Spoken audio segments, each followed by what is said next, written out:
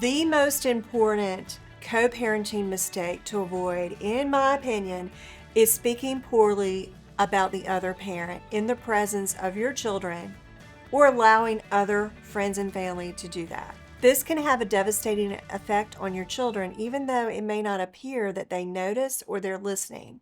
When your kids hear one of their parents say negative things about the other parent, it has a negative impact on your kids.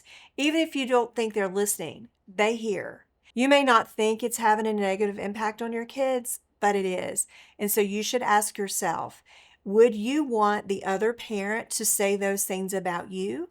And if the answer is no, then you shouldn't be saying those things about the other parent in front of your kids. A common issue that I hear is people complaining that the kids get to do whatever they want and they run wild in the other household. It's inevitable that there are going to be differences in parenting styles and differences in the rules at each household. If it's possible for you to have a conversation with the other parent and lay some ground rules about basic things like access to the internet, what parental controls will be in place, possibly bedtime routines, it's helpful. But if you can't agree, you're just going to have to accept that in your household, the rules are going to be different. You might be the parent that has the tough rules, and you have to accept that the other parent may be the one that lets things slide. One of the mistakes some people make in co-parenting is not making changes to your parenting agreement as your kids age. When kids get out of elementary school and into middle school, they have more activities. They may be spending more time with their friends, and certainly when they become teenagers and they start driving, there's going to be a difference.